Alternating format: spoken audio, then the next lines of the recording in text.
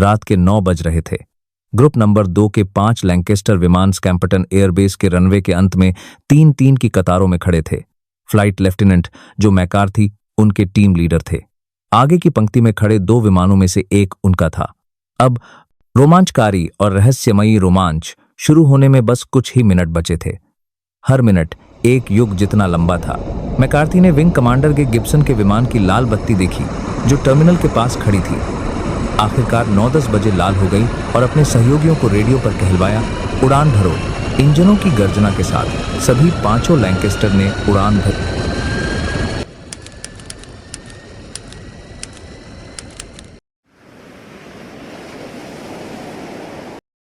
1 सितंबर 1939 की सुबह हिटलर के युद्धपोत श्लेविंग होल्स्टाइन ने पोलैंड के बंदरगाह डानिंग पर गोलाबारी शुरू कर दी और इस प्रकार द्वितीय विश्व युद्ध शुरू हो गया।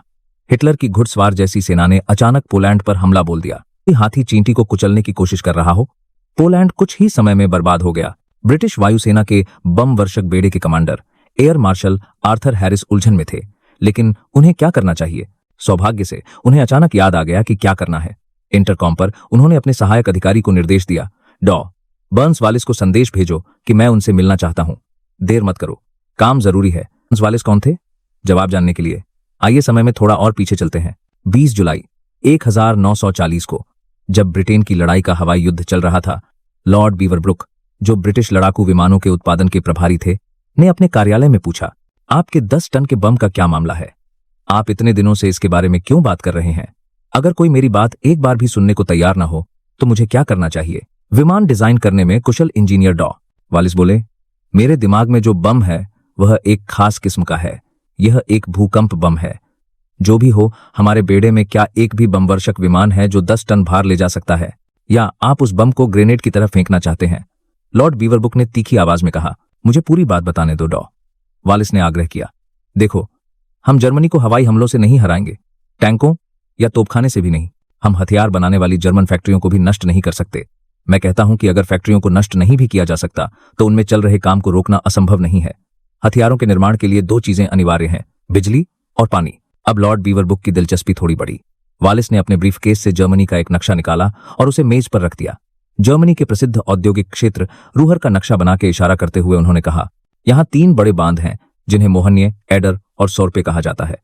मोहन्ये रूहर नदी पर स्थित है, जहां बांध के पीछे एक कृत्रिम झील बनाई गई है जिसमें 135 मिलियन टन पानी जमा है। नदी का जलस्तर बनाए रखने के लिए जर्मन लोग आवश्यकतानुसार बांध के माध्यम से झील का पानी उसमें छोड़ते हैं।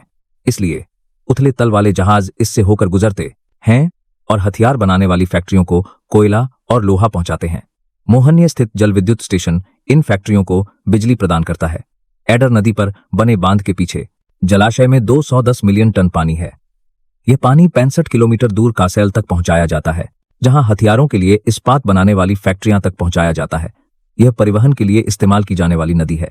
रूहर के तीसरे बांध सोर्पे के जलाशय में भी 100 मिलियन टन से कम पानी नहीं है। आप शायद जानते होंगे कि 1 टन जर्मन स्टील बनाने में 150 टन पानी लगता है और अंततः जर्मन कारखाने उस स्टील का इस्तेमाल टैंक, तोपें, बम, मशीन गन और हर दूसरे हथियार, रेलवे इंजन, सैन्य वाहन, कवच बनाने में करते हैं। अगर आप इन बांधों को ध्वस्त कर दे तो जलाशयों में बाढ़ आने से बिजली संयंत्र, पुल, रेलवे ट्रैक, नदी के किनारे स्थित कारखाने, जहाज और अन्य सभी चीजें नष्ट हो जाएंगी जिनकी आप कल्पना कर सकते हैं। लॉर्ड बीवरब्रुक हैरानी से डॉ बर्न्स वालिस को देख रहे थे। यह एक अद्भुत योजना थी। अब तक किसी को यह सूहा क्यों नहीं आया? अगर हिटलर की नाजी सेना के लिए 24 घंटे हथियार बनाने वाली जर्मन फैक्ट्रियों को लोहा, कोयला, बिजली या पानी न मिले तो उनकी पूरी युद्ध मशीनरी जल्द ही ध्वस्त हो जाएगी। अगर इन व्यस्त फैक्ट्रियों का काम रुक गया तो कोई हथियार नहीं बनेगा और युद्ध असंभव हो जाएगा। लॉर्ड बीवरब्रुक ने पूछा, बांध को तोड़े कैसे? यह सवाल अहम था क्योंकि उस समय ब्रिटेन के पास जो सबसे बड़ा बम था उसका वजन सिर्फ 454 किलोग्राम का था। ऐसा बम शायद मोन्हे बांध की 130 फीट ऊंची, ऊपर से 25 फीट चौड़ी और तलहटी में 112 फीट मोटी कंक्रीट को खरोंच सकता था। और अगर ऐसे 10 बम गिराए गए तो 10 खरोंचों की कल्पना कीजिए। डॉ वालिस के विचार में 10 टन का बम लगभग 20 गुना बड़ा होता, फिर भी वह सीमेंट कंक्रीट की मजबूत और विशाल दीवार को नहीं तोड़ सकता था। जर्मनी का एडर बांध मोहन्ये बांध से भी ज्यादा विशाल था। मेरे पास एक योजना है, डॉ वालिस ने मुख्य बात शुरू की। जमीन पर गिराया गया बम अपनी विस्फोटक शक्ति जितनी तबाही नहीं मचा सकता। विस्फोट सभी दिशाओं में होता है, लेकिन जमीन सिर्फ एक तरफ होती है, इसलिए असली शक्ति पूरी तरह से नष्ट हो जाती है। मेरे हिसाब से अगर बम को पानी के स्तर से नीचे किसी झील में विस्फोट किया जाए तो पानी में एक विशाल लहर पैदा होगी। बांध भूकंप की तरह हिलेगा और 10 टन का बम इसकी नींव में 6 फीट व्यास का छेद कर देगा। योजना तो आकर्षक है, लॉर्ड बीवर ने कहा, लेकिन आपने 100 फुट का आंकड़ा कैसे निकाला? मैं एक वैज्ञानिक हूं, मेरी हर गणना एक सूत्र पर आधारित होती है। विमान का क्या? आपके बम का वजन 10 टन है। रॉयल एयरफोर्स का वेलिंगटन सिर्फ 2 टन ही ले जा सकता है, जबकि 4 इंजन वाला लैंकेस्टर जो 6 टन बम ले जा सकता है अभी तक उड़ा नहीं है।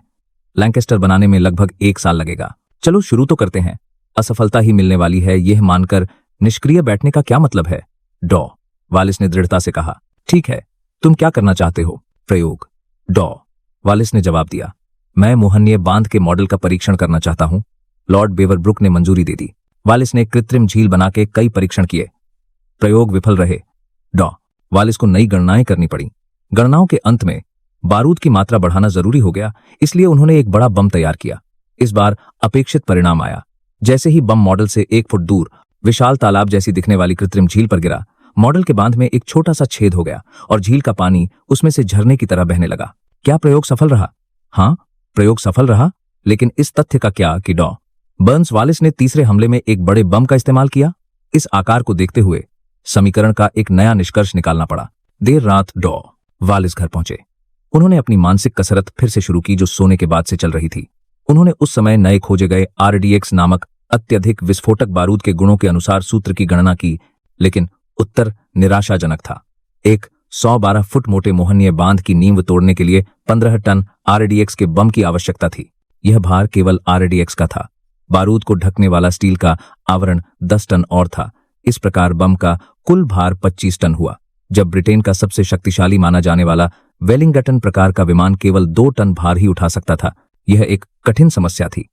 वजन में इतना बड़ा अंतर देखकर शोधकर्ता का दिमाग खाली हो जाता, लेकिन वालिस का दिमाग ज्यादा सक्रिय हो गया। उन्होंने अपनी सोच को एक अलग दिशा में मोड़ दिया। क्या होता अगर बम जर्मन बांध से 200 फीट दूर फटने के बजाय बांध के आधार पर गिरता? क्या होता अगर वह सतह से ठीक 30 फीट नीचे पानी में गिरता? इस स्तर पर मोहनीय बांध के 112 फीट मोटे आधार से टकराने का क्या असर होता? वालिस ने समीकरणों को फिर से दोहराया। कंक्रीट की मजबूती, RDX की विस्फोटक शक्ति, दबाव से उत्पन्न होने वाली प्रघाती तरंगों आदि जैसे आंकड़े डालने के बाद जवाब मिला, बांध टूटेगा और जरूर टूटेगा। बांध के पीछे की झील का 135 मिलियन टन पानी रूहर नदी में बहेगा, जिससे हजारों वर्ग किलोमीटर का इलाका जलमग्न हो जाएगा। एक बहुत ही दिलचस्प जवाब मिला। डॉ बर्न्स वालिस ने पाया कि बांध की नींव पर बम फटने के लिए 15 टन नहीं बल्कि 1.35 टन RD.X की जरूरत थी, लगभग 11 गुना कम। स्टील के आवरण, फ्यूज, डेटोनेटर और कुछ अन्य पुर्जों के साथ बम का वजन ज्यादा से ज्यादा 5 टन होता। दूसरी ओर विशाल 4 इंजन वाला लैंकेस्टर बम वर्षक 6 टन का भार उठा सकता था। एक सवाल बाकी रह गया, जर्मन के मोहनीय एडर या सोरपे बांधों के ठिकानों पर बम कैसे पहुंचाया जाए? जर्मनों ने इस बात का पूरा ध्यान रखा था कि ब्रिटिशर इनमें से किसी भी बांध को नुकसान न पहुंचा सके। इसीलिए उन्होंने हर बांध के आगे एक मोटा तार का जाल लटका रखा था। जाल का निचला हिस्सा झील की तलहटी में बोल्ट से कसा हुआ था। अगर टॉर्पीडो अपने विस्फोट से स्टील के तार को तोड़कर उसमें छेद कर देता तो थोड़ी दूरी पर एक और उतना ही मजबूत जाल होता। फिर विमानों को उसमें छेद करने के लिए एक और टॉर्पीडो गिराना पड़ता। क्या गारंटी थी कि यह टॉर्पीडो पहले जाल के खुले रास्ते से होकर गुजरेगा? टॉर्पीडो की जगह साधारण बम भी इस्तेमाल नहीं किए जा सकते। हमलावर बम वर्षक की तेज गति के कारण उसके द्वारा गिराया गया बम हमेशा एक सीधी रेखा में गिरता है और झील से टकराने के बाद अपने ही भार के कारण सीधा ही नीचे जाएगा। महीनों बीत गए। इस बीच हिटलर की नाजी सेना के लिए हथियार बनाने वाले कारखाने पूरे जोर शोर से चलते रहे। वालिस के दिमाग में एक नया विचार कौन था? उसे लकड़ी के वे गुलेल मिल गए जिनसे उसकी बेटी एलिजाबेथ बचपन में खेलती थी। उसने एक टब खरीदा। उसने बगीचे में एक लंबा टब लगाया और उसमें पानी भर दिया।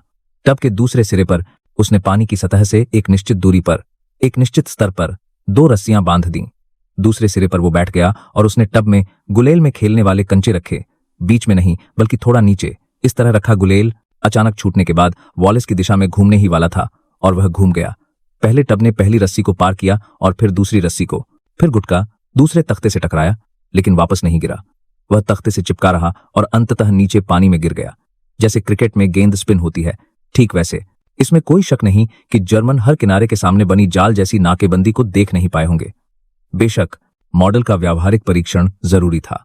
राजधानी से दूर एकांत जगह पर 4 दीवारों के बीच बना मोहन्ये बांध का 33 फुट लंबा मॉडल पिछले प्रयोग के दौरान ही ढह चुका था।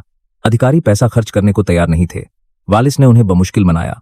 कुछ दिनों बाद नया मॉडल तैयार हो गया और वालिस ने एक गुलेल मैकेनिकल गन से क्रिकेट की गेंद जितना बड़ा एक गोलाकार RD.X बम छोड़ा। और जैसे वालिस ने सोचा वैसे ही हुआ। अब सच में बांध पे परीक्षण करने का समय था। वैज्ञानिक सर हेनरी, जिन्होंने ब्रिटिश रक्षा मंत्रालय को विमानों पर मार्गदर्शन दिया था, जब वालिस ने टिजार्ड को यह बात फुसफुसाकर बताई तो सर टिजार्ड चौंक गए। वालिस ब्रिटेन के एक बांध को नष्ट करना चाहते थे। ऐसे प्रयोग की इजाजत क्यों दी गई? उन्होंने कहा, जरा सोचो, दुश्मन को हमारे बांधों को नुकसान पहुंचाने से रोकने के लिए हम एहतियात बरतने में पीछे नहीं हटते और तुम सिर्फ प्रयोग के लिए वही तोड़फोड़ करना चाहते हो। मैं मामले की गंभीरता समझता हूं, लेकिन बर्मिंघम में एक बांध है जिसका इस्तेमाल सालों से नहीं हुआ है, न सिंचाई के लिए न बिजली के लिए। बांध के पीछे का जलाशय गंदा है, इसलिए उसका पानी अब लोगों के पीने लायक नहीं रहा। बांध हर तरह से बेकार है, तो उसे उड़ाने में क्या दिक्कत है? सर हेनरी टिजार्ड ने कहा, अगर बर्मिंघम नगर परिषद इसे मंजूरी दे दे तो मुझे कोई आपत्ति नहीं है। डॉ बर्न्स वालिस, उसने ठीक उसी मात्रा का एक बारूदी सुरंग जैसा बम बनवाया। उसने एक घूमता हुआ मॉडल बनाना शुरू किया। उसने रस्सी से बम को पानी में उतारा, थोड़ी ही दूरी पर। अंततः वह दूर एक चट्टान के किनारे पर उतरा। उसके सहायक भी उसके साथ थे। एक कान फाड़ देने वाला धमाका हुआ, मानो ज्वालामुखी पर्वत की सील अचानक टूट गई हो और जलाशय की सतह को ऊपर उठाने के लिए 100 फुट ऊंचा पानी का गुंबद बन गया हो। अगले ही पल पूरा जलाशय टूटे हुए बांध के सामने नाले में खाली होने लगा। चमत्कार! वालिस ने देखा तो बांध में दरार लगभग 15 फुट चौड़ी थी और 12 फुट गहरी। 4 दिसंबर 1942 एक वेलिंगटन ट्विन इंजन बम वर्षक विमान दक्षिणी ब्रिटेन के डोरसेट तट के लिए उड़ान भर रहा था। मुख्य पायलट मट समर्स थे। डॉ बर्न्स वालिस आगे के शीशे वाले कॉकपिट में बैठे थे, जहां विमान का तोपची बैठता है। वेलिंगटन के अंडर कैरेज के नीचे फुटबॉल के आकार से 2 गुने गोल बम फिट किए हुए थे। उनमें रिवर्स स्पिन देने वाली एक हाइड्रोलिक मोटर लगी हुई थी। नतीजतन वेलिंगटन का बाहरी रूप इतना बदल गया कि ब्रिटिश नौसेना के तटीय विमान विरोधी तोपची इसे दुश्मन का विमान समझ बैठे और उस पर गोले दाग दिए। यह मिशन गुप्त था, इसलिए तोपची को उड़ान के बारे में कुछ पता नहीं था। पायलट समर्स वेलिंगटन को डोरसेट की दूसरी दिशा में थोड़ा लंबा रास्ता लेकर गए। कांच के गुंबद में बैठे वालिस बुदबुदाए, ये लोग मेरी योजना को रोकने की कितनी कोशिश कर रहे हैं। हाइड्रोलिक मोटर ने तुरंत बमों को जोरदार घुमाव देना शुरू कर दिया। थोड़ी देर बाद हर बम समुद्र में गिरकर डोरसेट की मजबूत चट्टानों से टकराया और फिर नीचे गिरकर फट गया। इस कामयाबी के बाद आखिरी समस्या बॉम्बर कमांड के प्रमुख सर आर्थर हैरिस को मनाने की थी। यह जिद्दी वायुसेना प्रमुख डॉ वालिस से मिलने तक को तैयार नहीं था। महीनों तक उसने मना किया, जिससे उसका कीमती समय बर्बाद हुआ। आखिरकार उसने डॉ वालिस को सिर्फ धमकी देने के लिए बुलाया और कहा, अगर आपको लगता है कि मैं आपको इस बेतुकी योजना के लिए नए लैंकेस्टर विमानों का एक स्क्वाड्रन दे दूंगा तो यह आपकी भूल है। मुझ पर भरोसा करो। वालिस ने आग्रह किया, योजना जरा भी तरंगी नहीं है, इसे साबित करो और मैं इस पर विश्वास करूंगा। मैं अपने साथ सबूत लाया हूं। वालिस ने आर्थर हैरिस के सामने मेज पर 16 मिमी फिल्म की एक रील रखते हुए कहा। दोनों आदमी प्रोजेक्टर रूम में गए। हैरिस ने डोरसेट तट पर हुए विस्फोटों के दृश्य देखे, खासकर बम के धब्बों पर। आखिरकार लाइट जलने के बाद हैरिस ने कहा, यह सोचने लायक है, मुझे एक पल दो। कई दिन और बीत गए। आखिरकार 26 फरवरी 1943 को ब्रिटिश प्रधानमंत्री विंस्टन चर्चिल ने स्वयं रक्षा मंत्रालय के माध्यम से डॉ वालिस को निर्देश दिया, योजना पर आगे बढ़ें। हमला मई के अंत से पहले किया जाना है। गर्मियों की शुरुआत में बर्फ पिघलने के बाद जलाशय पानी से भर जाएंगे। जून की शुरुआत में पानी छोड़ने के लिए बांधों के द्वार खोल दिए जाएंगे। अधिकतम प्रभाव पैदा करने के लिए मई का महीना आदर्श है। वालिस खुश भी हुए और थोड़ा चिढ़े भी। पहले तो उन्हें बहुत देर तक चिढ़ाया जाता रहा था, लेकिन अब उन पर एक छोटी सी समय सारिणी थोप दी गई थी। सिर्फ 2.5 महीने बचे थे। उस समय में गोलाकार बम नहीं बनाया जा सकता था। उस आकार के बम को एक नया प्रकार माना जाता था और उसके लिए एक अलग तकनीक की आवश्यकता थी। गोपनीयता जरूरी थी, इसलिए उन्होंने बम के विभिन्न पुर्जों को बनाने का काम अलग अलग कारखानों को सौंप दिया। इंजीनियरों और कारीगरों को यह पता नहीं चल सकता था कि कौन सा पुर्जा आखिरकार किस हथियार के लिए इस्तेमाल होगा। जबकि यह काम घड़ी की सुई की तरह चल रहा था, ब्रिटिश मॉस्किटो प्रकार के जासूसी और लड़ाकू विमान जर्मनी के ऊपर 25 फीट की ऊंचाई पर उड़ान भरने लगे। उन्होंने बारी बारी से बांधों का दौरा किया और बढ़ते जल स्तर को दिखाने वाली तस्वीरें लीं।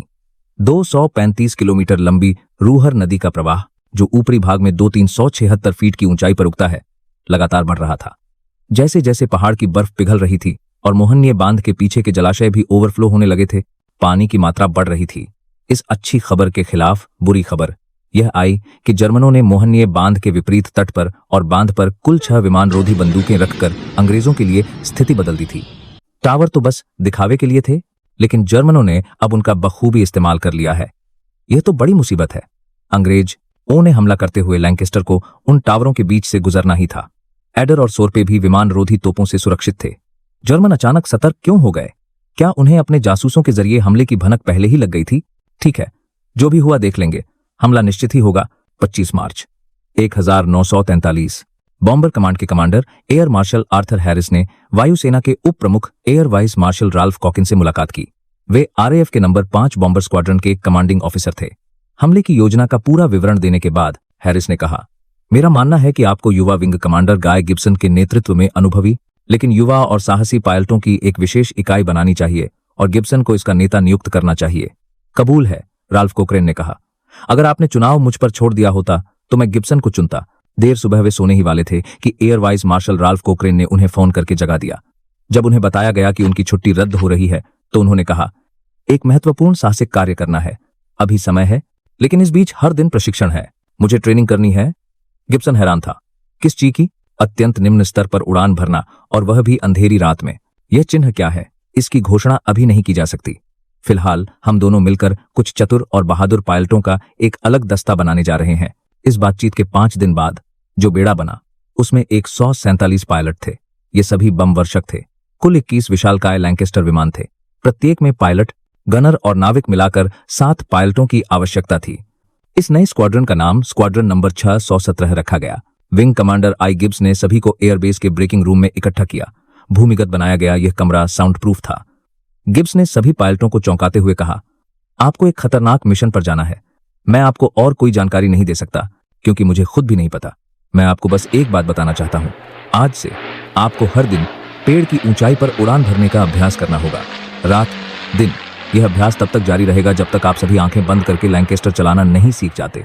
गिब्सन खुद अभी भी लक्ष्य से पूरी तरह अनजान थे। कुछ दिनों बाद air vice marshal Ralph Cochrane के निर्देश पर उनकी मुलाकात डॉ बर्न्स वालिस से हुई। वालिस ने फिल्म के दृश्यों को एक स्क्रीन पर प्रक्षेपित किया। वेलिंगटन विमान के डूबने के बाद फुटबॉल जैसी दिखने वाली गेंद अचानक नीचे गिरी, पानी की सतह पर उछली, दूसरी और तीसरी बार उछली और अंत में फट गई। यह एक गुप्त बम है जो मैंने बनाया है। हमें इसे सही जगह पहुंचाना होगा। नहीं, हमें नहीं, आप सभी को इसे पहुंचाना होगा, वालिस ने कहा। पानी पर? गिब्सन ने पूछा। हाँ, पानी पर, जवाब आया। जब रात में अंधेरा हो और पानी की सतह के पास कोहरा हो तो आपको ठीक 380 किलोमीटर प्रति घंटे की रफ्तार से 150 फीट ऊपर उड़ना होगा और एक खास जगह पर बम गिराना होगा। कोहरे से घिरे अंधेरे में तुम्हें कैसे पता चलता है कि पानी कितनी दूर है? क्या बूंदें थोड़ी पीछे गिर जाएं तो कोई बात नहीं? नहीं, और नहीं का मतलब नहीं है, डॉ वालिस ने जोर देकर चेतावनी दी। पायलटों को प्रशिक्षित करने के लिए विंग कमांडर गिब्सन ने ब्रिटिश हाईलैंड्स के ऊपर 10 अलग अलग हवाई मार्गों का नक्शा तैयार किया था। प्रत्येक लैंकेस्टर को जमीन से केवल 100 फीट की दूरी बनाए रखनी थी। जब कोई ऊंचा पेड़ या चिमनी अचानक उनके सामने दिखाई देती तो पायलट टीम उस दिशा में पंख ऊपर उठा देती। जब कोई पहाड़ी दिखाई देती तो वे विमान का अगला हिस्सा ऊपर उठा देते, और जब कोई हल्का ढलान वाला मैदान दिखाई देता तो विमान थोड़ा नीचे उतरकर कम से कम 100 फीट की दूरी बनाए रखते। कुछ दिनों बाद गिब्सन ने 50 फीट का एक नया मानक स्थापित किया। सभी पायलट ने बहुत दिनों तक प्रैक्टिस की। हालांकि गिब्सन का मूड भी खराब हो गया था। एयरबेस पहुंचने के बाद उन्होंने air vice marshal Ralph Cochrane को फोन किया। अगर ऊंचाई का सही अंदाजा नहीं लगाया जा सका तो समझो मिशन रद्द हो गया। हम इस मुद्दे पर बाद में विचार करेंगे। इस बीच क्या आप लक्ष्य मॉडल देखना चाहेंगे? गिब्सन तुरंत मुख्यालय पहुंचे। कोक्रेन ने लंबे चौड़े बक्से पर कैनवास रखा और कहा, मिशन का राज पहली बार खुल रहा है, लेकिन ध्यान रखना कि किसी और पायलट को इसकी भनक न लगे। गिब्सन ने देखा कि जर्मनी में मोन्स, एडर और सोप नदियों के साथ साथ आसपास के पहाड़ों, घाटियों, नदियों और जलाशयों को प्रतिरूपित किया गया था। राल्फ कोक्रेन ने बारी बारी से हर एक के ढीले तख्तों को उखाड़ते हुए कहा, इन तीनों बांधों को नष्ट कर देना चाहिए। और झीलों का पानी पोखरों की तरह तुरंत चारों ओर घूमने लगा। गिब्सन को अब मिशन की गंभीरता का एहसास हुआ। उसे यह मिशन अनिवार्य लग रहा था। बेशक इस साहसिक कार्य की गंभीरता का क्या, वेधशाला के कैलेंडर के अनुसार 13 से 19 मई के बीच चांदनी जर्मनी की झीलों पर पड़नी थी। चांद का प्रतिबिंब पानी की सतह की दूरी तो बता सकता था, लेकिन दूरी का सही आंकड़ा किस आधार पर नापा जाए और बांध खुद कितनी दूरी पर है यह कैसे पता चले? ये दोनों आंकड़े डॉ बर्न्स वालिस के सूत्र के अनुसार होने चाहिए। जैसे ही ये आंकड़े मेल खाएं, लैंकेस्टर विमान को बम की तरह गिरा दिया जाना चाहिए। अगर बम लक्ष्य से थोड़ा पीछे गिरता है तो बैंकस्पिन बम पानी की सतह से टकराने के बाद टॉर्पीडो के जाल को पार करने लायक कंगारू जैसी छलांग नहीं लगा पाएगा। मान लीजिए कि वह कूदता भी है तो आखिरी छलांग के दौरान बांध की दीवार पर निर्धारित फुट नीचे तक नहीं फटेगा।